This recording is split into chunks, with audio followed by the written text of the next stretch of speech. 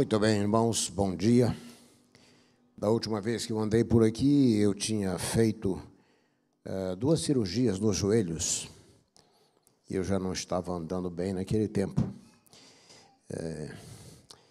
Elisete pretende fazer cirurgia de joelho. Elisete, o segredo são as terapias, que eu não obedeci muito bem.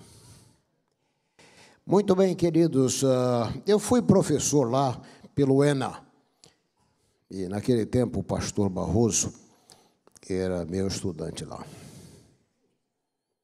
Isso era pré-jurássica, mas o segredo é que ele era um menino prodígio, e por isso ele era bem jovem, eu também.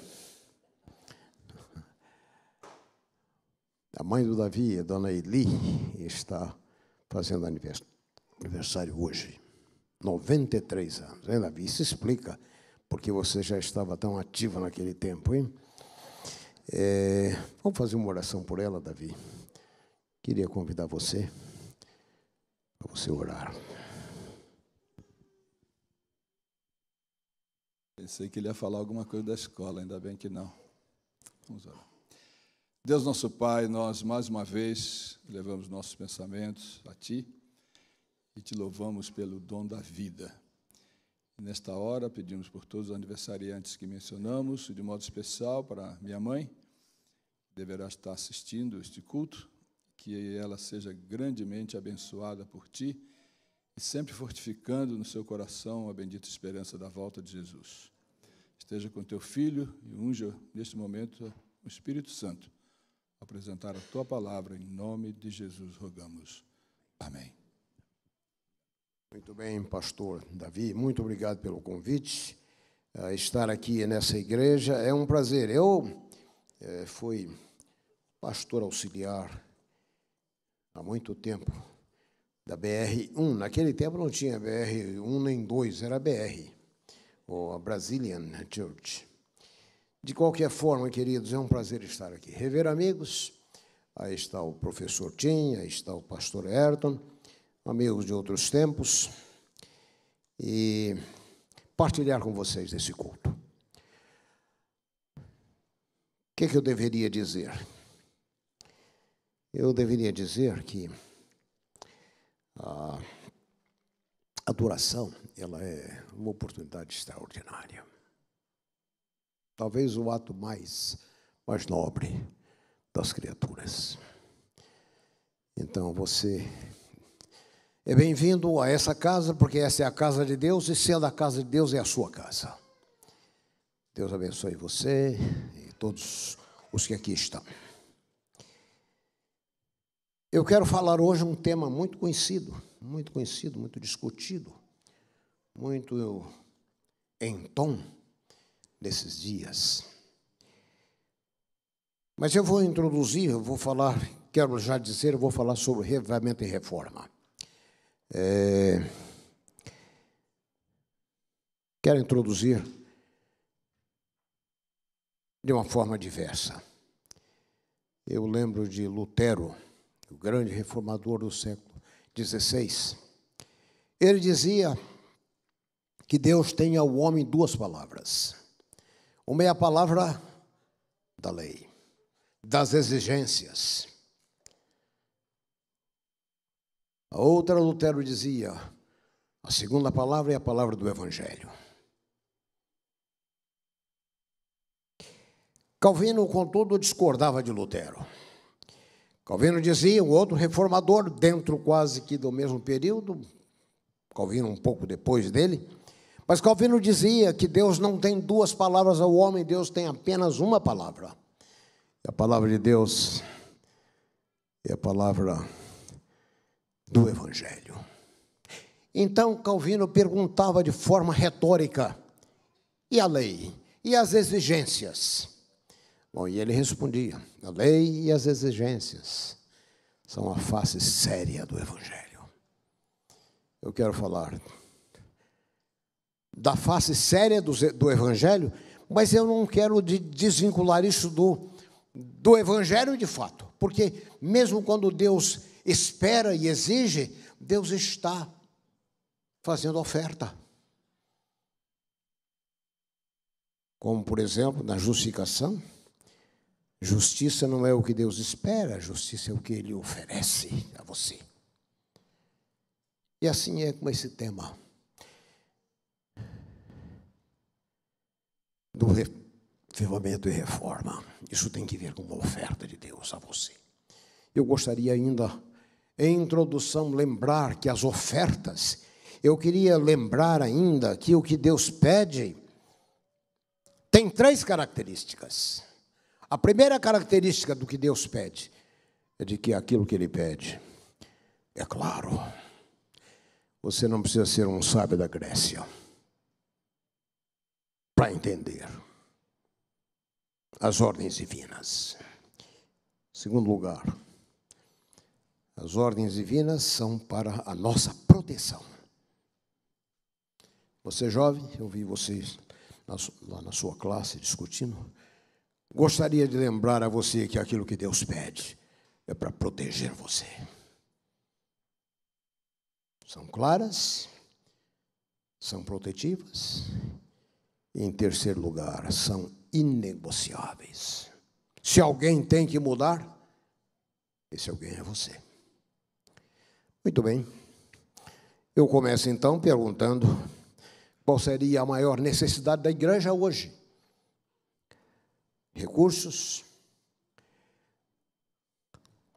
novas e melhores instalações, prédios, acesso à mídia, membros mais influentes,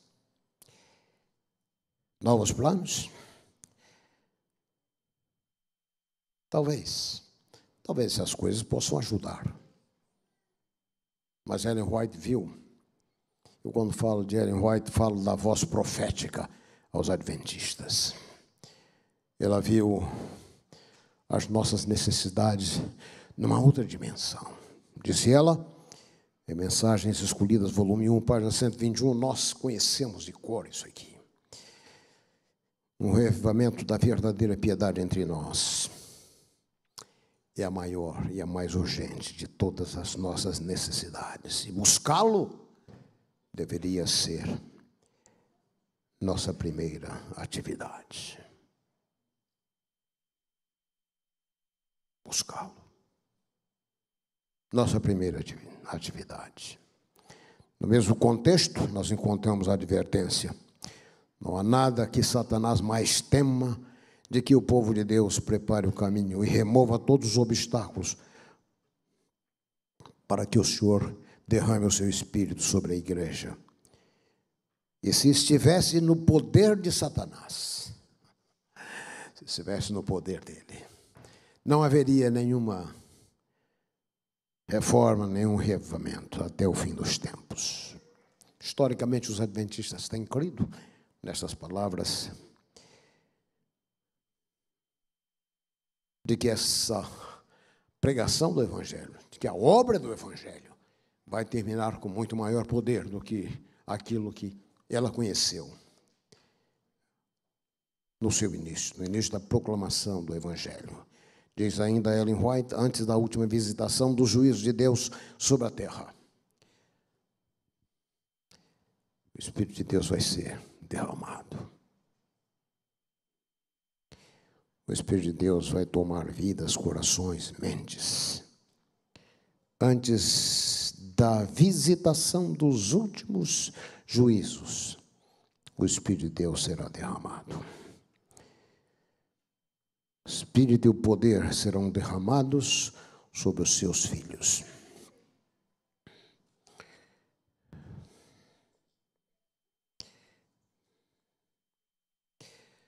Nós cremos nisso, não é verdade? Temos pregado sobre isso. Eu, há muito tempo, preguei um sermão intitulado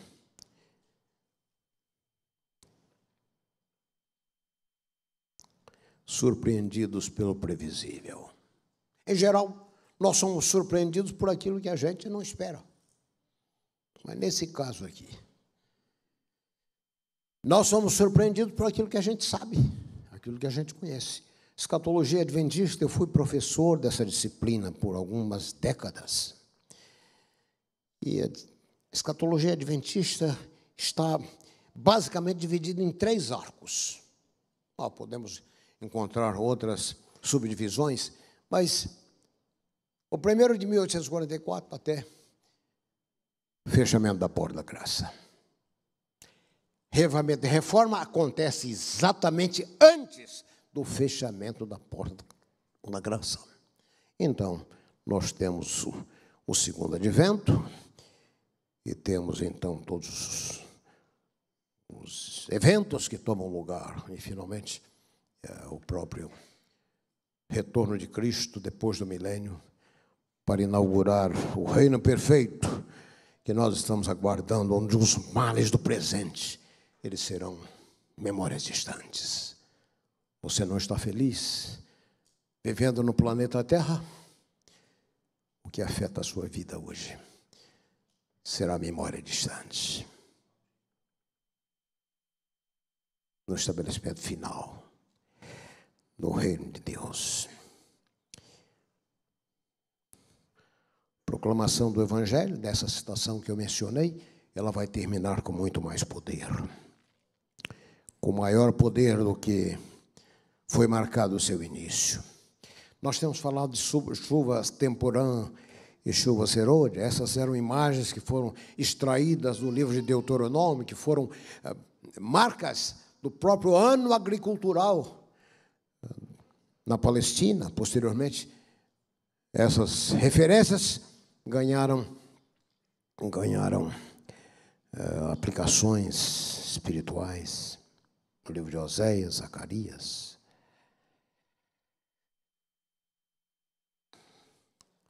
Chuva serôdia. Chuva temporã e chuva serôdia. A germinação, necessárias para a germinação e para o amadurecimento do grão. Houve um cumprimento histórico, nós conhecemos isso de coração, de mente. Cumprimento histórico dessa chuva temporã aconteceu no livro de Atos, capítulo 2, na pregação dos apóstolos, a pregação poderosa. Aquele era o tipo. Contudo, nós estamos aguardando o cumprimento do antítipo para a finalização da obra do Evangelho. Se você olhar o livro de Lucas, você vai perceber uma coisa curiosa, se você ler com atenção. No livro de Lucas, Jesus parte da periferia para o centro, da Galileia para Jerusalém. E na medida em que ele avança na direção de Jerusalém, os problemas se acrescentam, se multiplicam. A oposição que ele vai enfrentar, na verdade, essa oposição, ela começa nessa caminhada, na direção de Jerusalém. O centro do poder religioso, centro do poder de oposição a Cristo. Mas quando você analisa o livro de Atos, você percebe que Jesus agora está fazendo com os pés da igreja uma outra caminhada, do centro para a periferia. E agora acontece um movimento inverso. Os obstáculos, as barreiras, elas vão caindo na medida em que a igreja avança. Grande golpe já foi o próprio dom de línguas, a própria conversão de Paulo, o Rabi, o erudito Rabi. Assim, queridos, a igreja experimentou no Pentecostes esse extraordinário dom que transformou a vida dela. Olhe, por exemplo, o grupo daqueles discípulos, um grupo intimidado. Olhe Pedro, olhe João. Eu escrevi 2 livros, um livro publicado, o outro terminei aqui agora, para a pregação da Semana da Páscoa, o drama da paixão. Esses quem? Esses que cercaram a cruz de Cristo, testemunharam a sua morte. Eu, no primeiro volume, tratei de gente como Judas, Herodes, Pilatos, Caifás. Mas também tratei com Simão Sirineu, nesse último volume. estes também presenciaram a sua morte. E esse agora inclui Maria Madalena, Pedro, João. Eu passei por um reavivamento espiritual ao estudar a vida dessas pessoas. O cumprimento de Ellen, o que Ellen White afirma de que há poder na exaltação de Cristo, e além do mais, ela diz que deveríamos passar algum tempo por dia estudando essas cenas.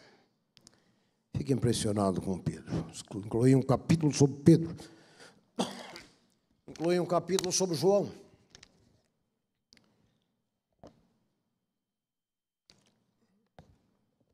Pescadores não entrariam em nenhum livro de biografias famosas. Arranjei uma gripe lá em Massachusetts, não estou curado ainda. João, filho do trovão, querendo resolver tudo na base do raio e do trovão. E os demais? Então Pentecostes transformou esses homens, habitados por ambições egoístas, habitados por lutas pessoais, divididos pela inveja, pela malícia, pela suspeita, pela desconfiança, sentimentos hostis. Queridos irmãos, eu vou abrir uma janela aqui. Sempre fiz isso nas minhas classes. Quando você enfrentar pessoas problemáticas, esses discípulos enfrentaram. Em algum momento eles julgaram que os problemáticos eram os outros. Eu gostaria de lembrar, você tem alguma pessoa difícil na sua vida? Um marido, talvez. Uma esposa, talvez. Um filho. Um chefe. A imigração. Gostaria de dizer que esses não são os seus reais inimigos. Seu inimigo é outro. Você sabia que quando a Primeira Guerra Mundial foi declarada, os outposts lá da Índia foram advertidos pela Inglaterra, guerra declarada, prenda o inimigo. E eles não demoraram muito, mandaram uma mensagem dizendo, muito bem, nós prendemos 12 alemães, 15 franceses. Eles foram descrevendo todos aqueles que eles prenderam, e no final eles disseram quem é o inimigo. Porque a mensagem era, a guerra declarada, prenda o inimigo. Só que não disseram quem eram os inimigos. Quem é o inimigo? Gostaria de lembrar para você, querido, seu inimigo não é, talvez, quem você pensa que seja. Seu inimigo é outro. É outro. Esses apóstolos iniciais que viviam em controvérsia entre eles entenderam, afinal, o inimigo era outro. E se nós não entendermos isso, estaremos gastando a nossa força na direção errada. O Espírito Santo veio. Atos 17, verso 6, o testemunho dos judeus é de que esses homens chegaram até aqui. Aqui aonde? Em Tessalônica. Chegaram até aqui. E eles viraram o mundo de cabeça para baixo.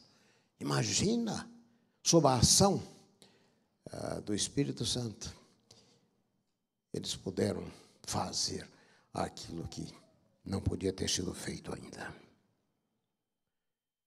Derramamento do Espírito no dia de Pentecostes foi a chuva temporã. Nós aguardamos temporais maiores.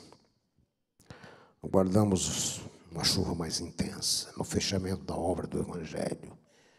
O Senhor demonstrará o seu poder. Então, falamos da igreja primitiva. Qual é a condição da igreja hoje? Não é muito melhor do que aquela lá.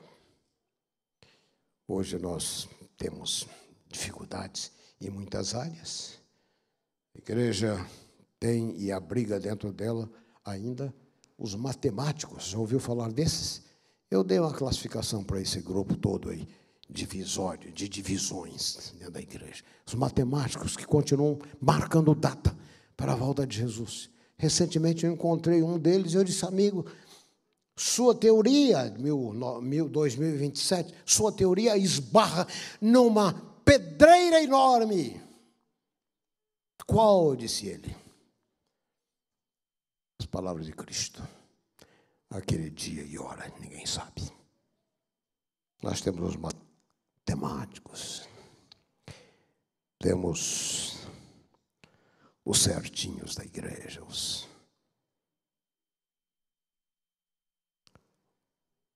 perfeccionistas,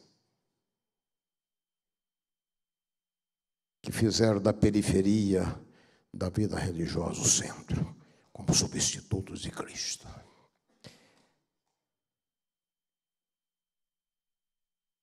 Emil Brunner, um teólogo do século passado, ele falava de que esses são vítimas do pecado, o pecado da devoção. Vítimas do pecado da devoção. Aquilo que deveria ser uma bênção se torna um problema. Nós temos os desinteressados liberais da igreja.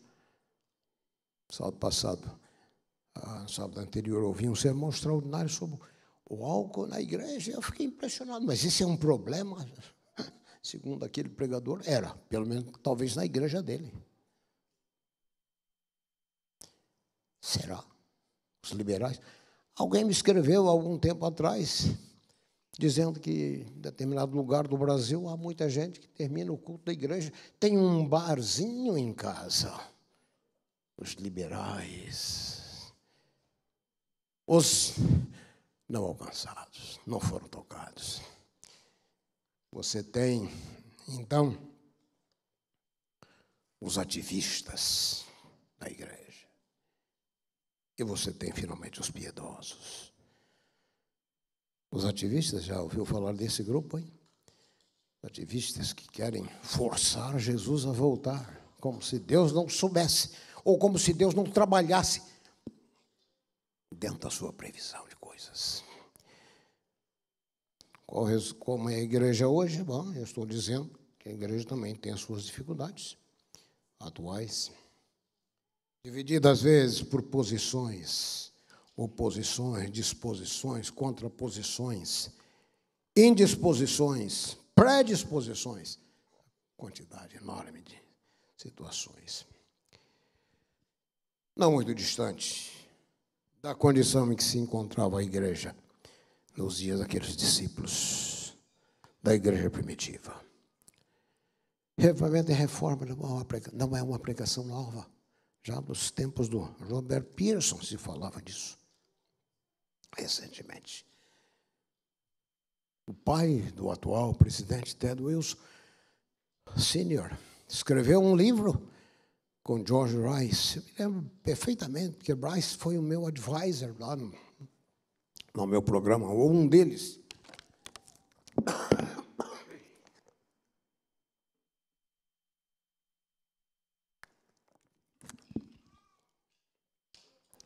Escreveu um livro sobre reavivamento e reforma, o pai do atual presidente. E ele publicou no livro uma carta que ele publicara antes aos adventistas, uma carta aberta. Ele começa a carta dizendo: fellow believers, J. Neil Wilson Sr., devo confessar que, apesar das vitórias em muitas áreas, eu tenho me tornado persuadido de que alguma coisa está faltando. Devo confessar que, apesar do sucesso em muitas áreas, alguma coisa está faltando. Há muitos anos, no passado, eu li um artigo da revista Ministério, lá do Brasil. O tema do artigo era qual seria a maior surpresa de Ellen White se ela ressuscitasse hoje? Falecida em 1915, a igreja tinha um número ainda reduzido de membros, de hospitais e clínicas.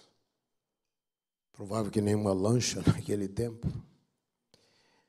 E então o artigo questionava, se ela ressuscitasse hoje, qual seria a grande surpresa? Ver esse progresso? Número de membros, número de hospitais, número de escolas, universidades. E o artigo dizia, afinal, nada disso.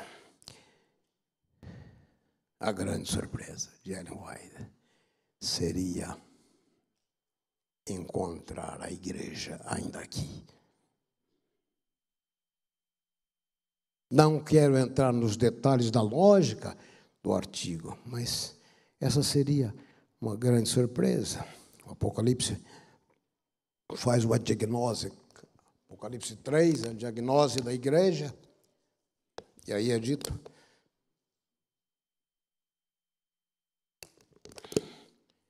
perigo é eu tentar engolir o microfone, né?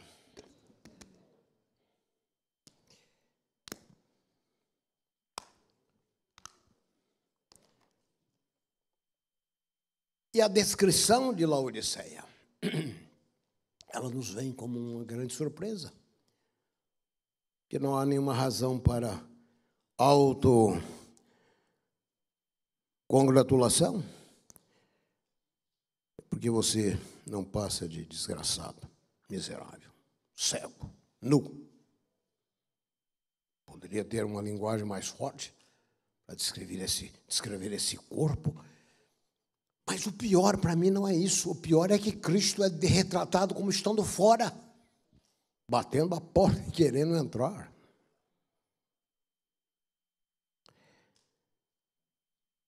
Nós falamos, usando a linguagem do Apocalipse 2, 3 grupos na igreja: o morno, o quente, o frio, o morno e o quente. Gostaria de lembrar que, antes da volta de Cristo, vai haver uma polarização. E o grupo frio vai desaparecer. Para onde irão eles? Para a direita? Para a esquerda? Para os frios? E aí, meu filho amado, em quem me comprazo? Tá aberto ou está fechado? Ah, você me trouxe uma pomadinha, Obrigado, Michael.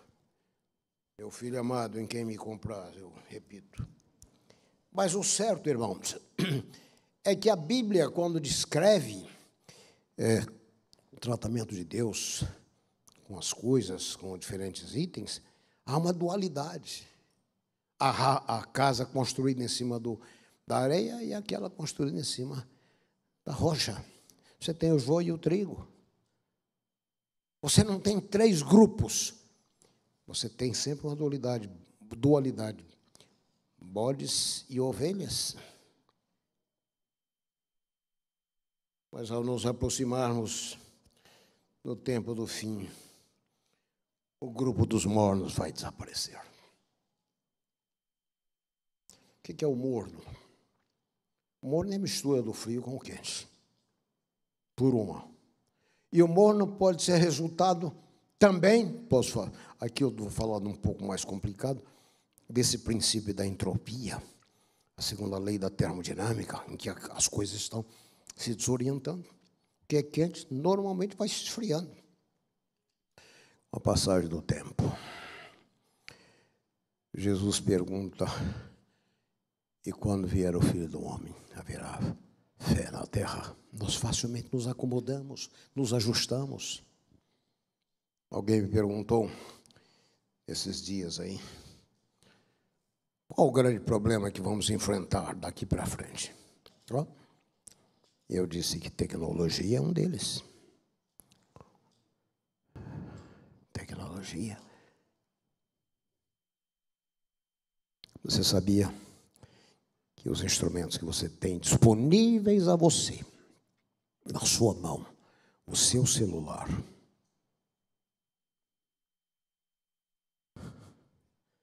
é um ladrão. ladrão de talentos, ladrão de mentes, ladrão de dedicação. E hoje você vai nas igrejas durante o culto, pessoas estão com o celular ligado, não conseguem se desligar. Eu não falo daqui, eu falo lá do Brasil. Pertencem e frequentam a igreja de 4.000 membros. Você não vê uma cadeira onde de 10 pessoas, 8 estejam ligados. Talvez sejam jovens, mas os jovens têm que se ligar também nisso. Grande ladrão, a internet. O diabo conseguiu desviar a atenção das pessoas, o foco delas. E então, esses são problemas que nós enfrentamos hoje. Mornos vão desaparecer, indo para o lado dos frios, o lado do quente. Pessoas mornas são pessoas que parecem bons cristãos por fora, mas por dentro, frios, inalcançáveis, uma pedra de granito. Um dos grandes perigos na vida cristã é você chegar a um ponto onde você não se arrepende mais. Pode entender o que isso significa? Arrependimento não é resultado do nosso esforço. Arrependimento é resultado da ação do Espírito, mas nós bloqueamos a ação do Espírito em nós e não podemos mais nos arrepender. Assim, meus queridos irmãos, esse é um grupo hoje presente na igreja. Um pouco antes da volta de Jesus, haverá uma polarização. Não teremos mais os mornos. Reavivamento e reforma. Frequentemente a gente ouve falar de reforma. Reforma é na temperança, no vestuário, nos hábitos, nas práticas. Mudanças que enfatizam basicamente e que tem que ver com reforma, mas nossa grande necessidade é reavivamento. Qual a diferença? A reforma, em geral, tem que ver com o exterior. Reavivamento é obra interna, ressurreição na nossa vida espiritual. Sabia que a nossa vida espiritual morreu lá no Éden? O processo da conversão é isso. Quando Deus disse, certamente morrerás, o que morreu? O homem não morreu fisicamente, não deixou de pensar. O que morreu nele? Sua capacidade espiritual. As pessoas que nascem no planeta Terra nascem com 2/3 da vida, mas não têm vida completa. Isso é resultado da ação de Deus em você. Eu, em geral, tenho dito que se você está pospondo sua decisão para amanhã, depois, semana que vem, mês que vem, estou muito jovem, deixa eu lembrar para você. Nós corremos aqui 2 perigos. O primeiro é conhecido. Amanhã essa igreja pode estar reunida para fazer um funeral. O seu funeral. É trágico. Em segundo, há o problema menos notado. É de que no mês que vem, na semana que vem, no ano que vem, você será diferente. Melhor ou pior? Quando você retarda as suas decisões de compromisso, de tratar com seriedade o que você julga ser sagrado na sua vida. Eu perguntei muitas vezes a alunos, quão sério é você nesse curso aqui? Quão sério você está levando essas coisas? Então, na igreja, a questão é, quão sério é você com relação à sua vida espiritual? Porque você vai mudando e vai se tornando e se aproximando daquele limite onde Deus não consegue. Um dos personagens da história dos evangelhos que me impressionou mais ao escrever foi Herodes. Jesus, que teve algo para dizer para Judas, não teve nada para dizer para Herodes. Herodes já havia atravessado a linha. Nada mais para ser dito para ele. É um perigo deixar, portanto, nossas decisões espirituais. Reforma tem que ver com o externo. Toda verdadeira reforma deve estar baseada em um reavivamento. Deve proceder dele. Nossa grande necessidade é de reavivamento. Nossa necessidade não é apenas de sermos religiosos, mas de sermos espirituais. Reavivamento tem que ver com a presença de Cristo na nossa vida, no nosso coração. Nós podemos inventar muitos substitutos de Cristo. O mercado está cheio, e muitas vezes até na igreja, substitutos de Cristo. Eu não me esqueci do meu tópico, vou chegar lá. Quando eu estiver terminando, eu vou lembrar da síndrome de Josafá. Verdadeiro reavivamento sempre conduz à verdadeira reforma. Lutero dizia, devemos voltar à cruz a cada dia. Do contrário, a nossa experiência de justificação é substituída por uma atitude profissional. Devemos voltar. O Ellen White chega a dizer isso, que a minha grande luta é voltar aos pés de Cristo e chorar a minha de semelhança dele. Muito bem, queridos.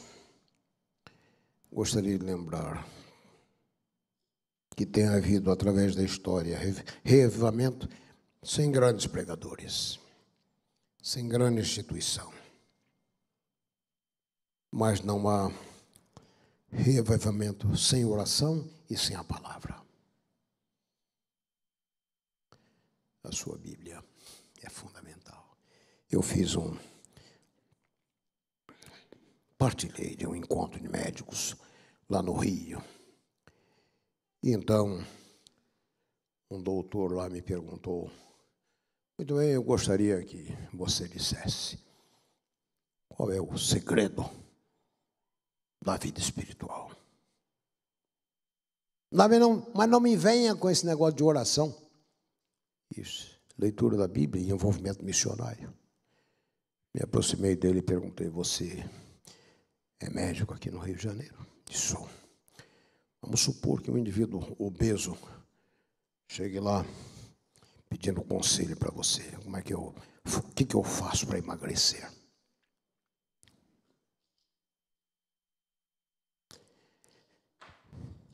E o seu cliente diga, olha, mas não me venha com aquela conversa velha de dieta, de exercício, de regime,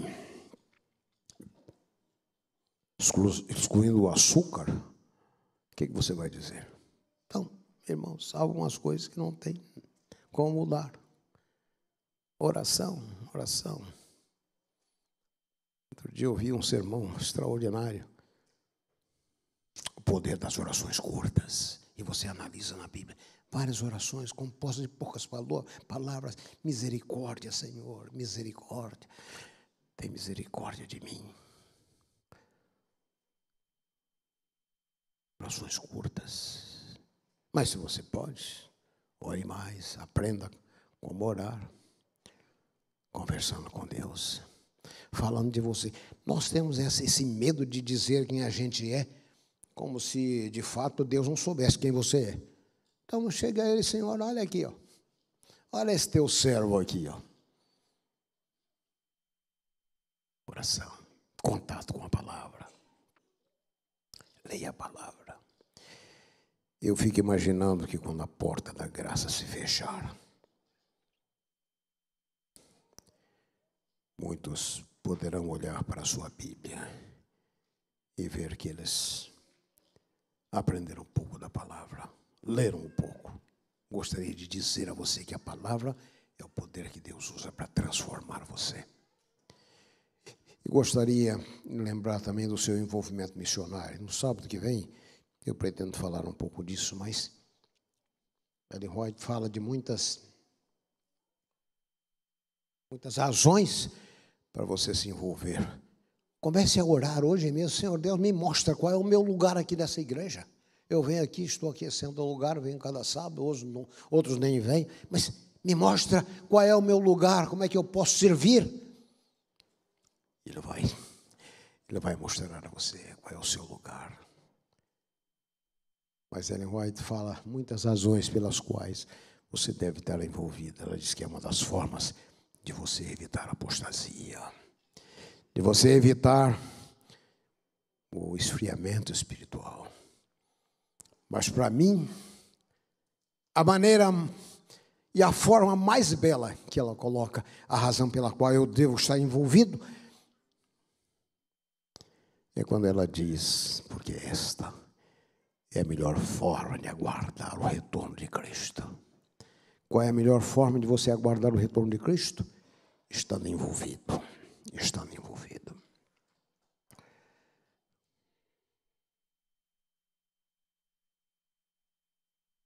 Quero lembrar que em todo movimento de reforma, revivamento e reforma, há as contrafações do diabo.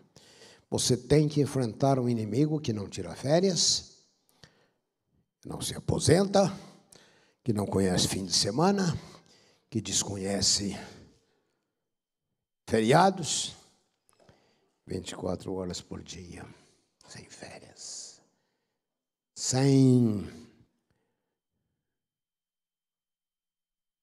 qualquer tempo livre. Esse é o inimigo que você enfrenta. Uma das características das reformas, das contrafações, são de fato. Em todo revivamento, Ellen White diz, o diabo está pronto para trazer aqueles que não são santificados no coração e desequilibrados na mente. Conflito do século 196. Através da história foi assim. Você tem, por outro lado, o espírito de discórdia, fanatismo. Homens e mulheres se levantarão professando ter uma nova luz. Já viu desses? Nós os vemos de quando em quando aí. Dizendo ter uma nova luz.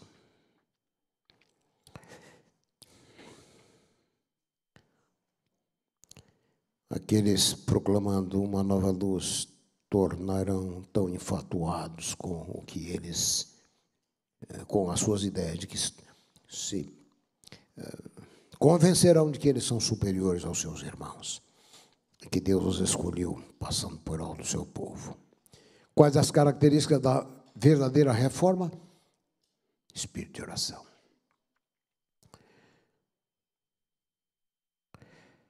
Retorno à palavra, unidade, um amplo espírito de negação própria, em testemunho missionário, espírito de louvor e gratidão. Muito bem. Agora eu vou cumprir o que eu falei do Josafá. Eu tenho nas minhas anotações muitas síndromes. Eu vou descer por aqui, porque daí eu já posso ir terminando.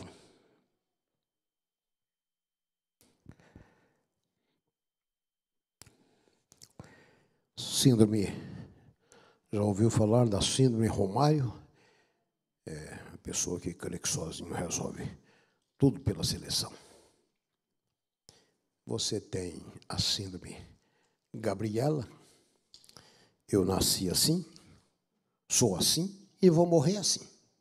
Já viram isso na igreja? Não querem mudar em nada. Você tem a síndrome Raul Seixas.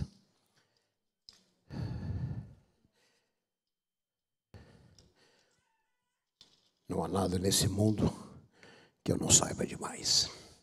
Já viu essa síndrome aí? A síndrome Frank Sinatra. I had it my way. Vocês querem ter o seu caminho, o seu jeito? A síndrome de Josafá. Aparece no capítulo 22 do livro de 1 Reis. Aí você tem a história. Josafá era rei de onde mesmo? Do sul. E ele decidiu fazer uma visita a Acabe, que era rei do norte. E Acabe havia perdido. Pastor Herto disse que naquele tempo havia o tempo da guerra. Eu fico pensando, talvez fosse melhor se ter uma invenção para tempo de guerra. Porque fora disso as pessoas não ficavam aí brigando à toa. Mas era tempo de paz. Acabe, rei do norte, resolveu recuperar Kiriat Jearim, Gerezim. Acabe convidou Josafá. Você vai subir comigo lá para lutar essa guerra? Josafá disse, eu até poderia ir, se eu ouvir a palavra do Senhor. Você tem aí um profeta? Acabe não tinha um profeta, ele tinha 400. Havia até um que se fantasiou lá, colocou uma figura de chifres de ferro na cabeça para impressionar. Chifres na Bíblia é sinônimo de poder, de força. Quiseram impressionar Josafá. Ele não se deixou enganar, ele conhecia melhor. Ele disse, Josafá foi um grande reformador. E então, ele disse, irmãos, você não tem outro? Não tem um profeta do Senhor aí? Ele entendeu o que estava sendo feito, querendo vender o falso pelo verdadeiro. Então, nós temos um profeta aí. Mas esse camarada, ele não tem nenhuma boas novas para mim. Sempre fala, profetiza contra mim. Mandou um servo dele lá buscar o profeta. Qual era o nome do profeta? Micaías. Micaías veio, depois de pontos e contrapontos. Ele disse, olha, eu vi vocês subirem para essa batalha.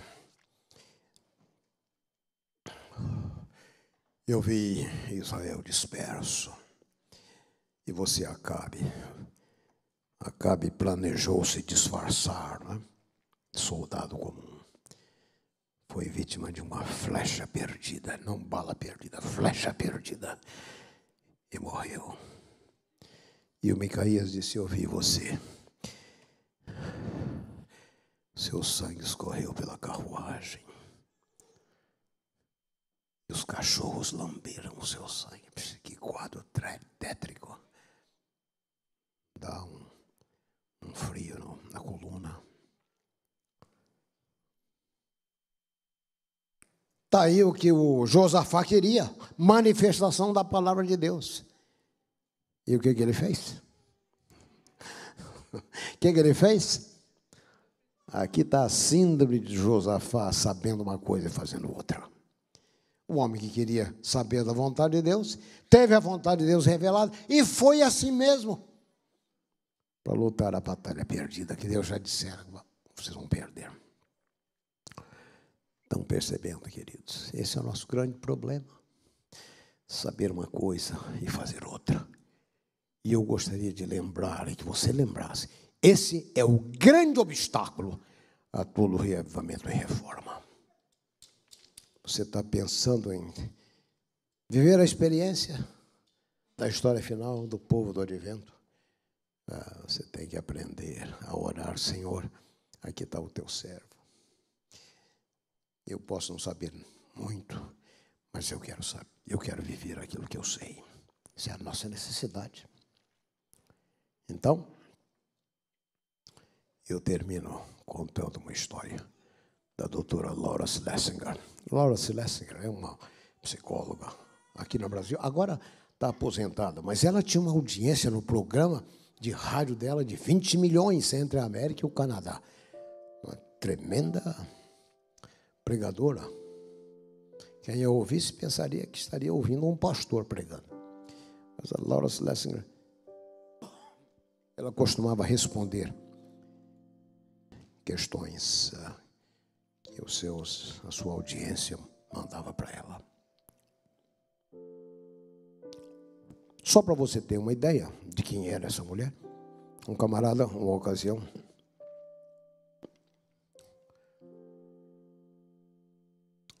disse para ela, perguntou para ela, doutora Laura, a minha esposa teve um acidente de carro, ficou quadriplégica, e eu estou pensando em abandoná-la e deixá-la.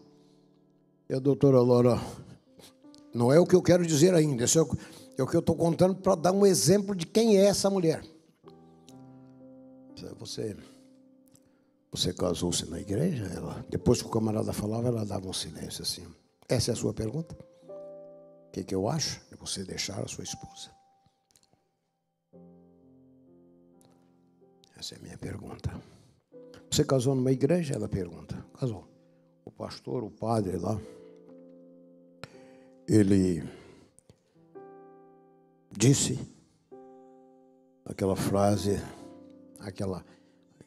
aquele compromisso na pobreza, na riqueza, na saúde, na diversidade, na saúde, na enfermidade. Aí o homem responde, bem, mas eu já não creio mais nisso. É mesmo? Ela disse, você crê em honra? Você crê em dignidade? Você crê em vergonha? Você crê em compromisso? Aí, do outro lado, o cidadão não aguentava, desligava. Então, a linha morta. Mas agora o que eu quero dizer. O programa dela no Canadá coincidia com a minha ida de Oshawa para Toronto. E havia ocasiões quando eu tinha que parar o carro no acostamento, desligar o motor para não haver ruído, para ouvir a resposta dela. Então, nesse dia, descendo de Oshawa para o centro de Toronto, uma das ouvintes da doutora Laura telefonou para ela. Doutora Laura, eu admiro muito a senhora. Tenho os seus livros, tenho os seus CDs, tenho os seus artigos, ouço todos os seus programas. E para você entender, você tem que lembrar que, segundo a doutora Laura, uma pessoa que vai ao divórcio não deveria casar-se nunca antes de 2 anos, para curar as feridas. E então, nesse caso, essa mulher disse, doutora Laura, eu me divorciei há 4 meses. E eu encontrei esse Neil Honey e me casei. Nessa semana, limpando o quarto, eu encontrei nas coisas dele algumas revistas pornográficas. E eu tenho uma menina, uma filha de 15 anos que mora comigo. O que a senhora me sugere? Aí eu tinha que parar o carro para ouvir a resposta dela. Olha o que ela vai dizer aí. Então, a doutora Laura, tendo ouvido o caso dessa mulher, você tem um quintal na sua casa? Eu tenho. Você me faria um favor? Vai lá no fundo do quintal, acenda uma fogueira. E dentro dela você jogue todos os meus livros, CDs, artigos. Porque tudo que eu disse, tudo que eu escrevi, tudo que eu falei, para você não serviu nada. Bati a mão na cabeça de Deus eterno. Com quanto mais propriedade Deus vai dizer a milhões de adventistas aí, ó. O que eu disse, o que eu falei, o que eu escrevi. Se você conhecer a história da Bíblia, a história dos livros, da voz profética aos adventistas, você vai perceber que foi um enorme trabalho que Deus teve para manter esse material disponível a você. Naquele tempo, Deus não vai dizer para você acender uma fogueira. A fogueira já vai estar acesa. Querido irmão, você está levando sua religião a sério? Seu compromisso com Cristo a sério? convido você, em primeiro lugar, ao arrependimento. Arrependimento. Tudo começa aí. Pedir a ação de Deus. Senhor, vê esse teu servo aqui. E em segundo lugar, que você aprenda a viver a vontade de Deus. Não é saber uma coisa e fazer outra. Alguns já vêm para a igreja no sábado, planejando como é que vai ser o sábado de noite. Saber uma coisa e fazer outra. Esse é o grande obstáculo ao reavivamento. Ou um dos. Assim, querido irmão, minha querida irmã, você enfrenta dificuldades, tentações. Lembra do rei Davi que disse, Salmo 51:10, cria, ó Deus, em mim um coração puro e um espírito reto. Sabia que esse verbo que aparece aí é o verbo bará, que é o verbo da criação, que só acontece no hebraico e cujo único sujeito é o próprio Deus. Aquele que criou do nada, do caos, a ordem, a beleza, a sinfonia, pode criar a sua vida, recriar a sua vida. Se você hoje está meio desanimado, gostaria de dizer que os braços de Jesus são muito grandes. Eles podem alcançar e envolver você, apesar da sua culpa, apesar das suas falhas. E você pode se tornar um monumento da graça de Deus. Deus seja assim com você. Vou convidar a minha querida cantora. Ela vai cantar o hino que eu pedi que ela cantasse.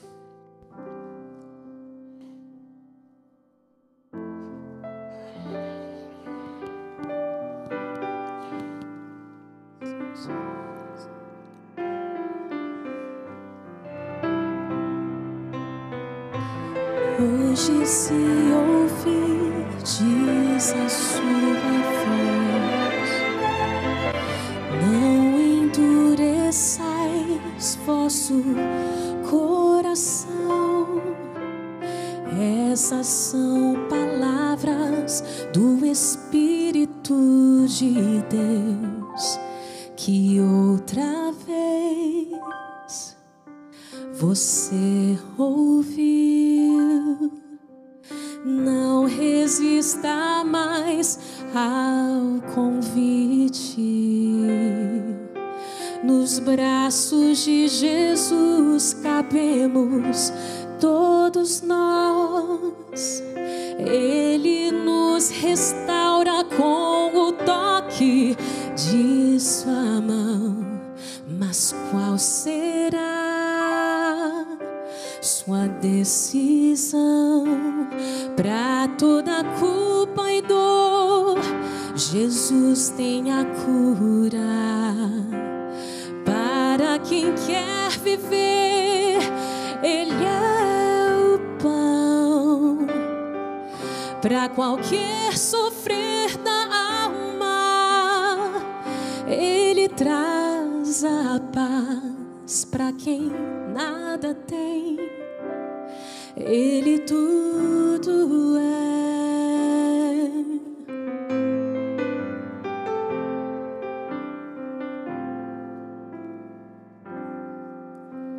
Não resista mais ao convite. Nos braços de Jesus cabemos todos nós. Ele nos restaura com o toque de sua mão. Mas qual será sua decisão? Para toda culpa e dor, Jesus tem a cura. Para quem quer viver, Ele é o pão. Para qualquer sofrer da alma, Ele traz a paz. Mas pra quem nada tem, Ele tudo é. Pra toda culpa e dor, Jesus tem a cura. Para quem quer viver, Ele é o pão. E pra qualquer sofrer da alma, Ele traz a paz.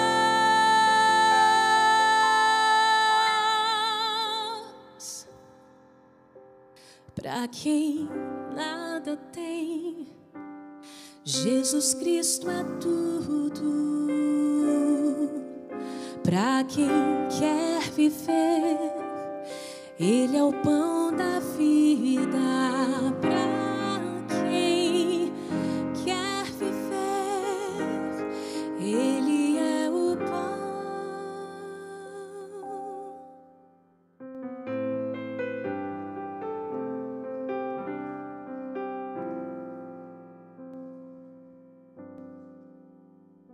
Amém e amém. Você acha que tem alguma coisa para se arrepender, para mudar? Talvez não. Mas se você tiver, eu convido você a se colocar de pé para a oração final. E essa oração é assim: Senhor, liberta-me dessa síndrome de saber uma coisa e fazer outra. Vamos orar? Deus de graça, Deus de poder, muito obrigado, Senhor, por Tua palavra. Muito obrigado pela oferta do Evangelho de reavivamento e reforma, de que nós podemos mudar. Muito obrigado, Senhor, pelos braços de Jesus que são longos e alcançam os mais distantes, os mais frios, os mais indiferentes. Relembra-nos hoje, Senhor, de que o céu não é o lar dos que pecam menos, mas o lar dos que se arrependem mais, sob a ação do Espírito. Preserva-nos, querido Deus, para os Teus propósitos, para o Teu reino. No nome de Jesus, amém, Senhor. Amém.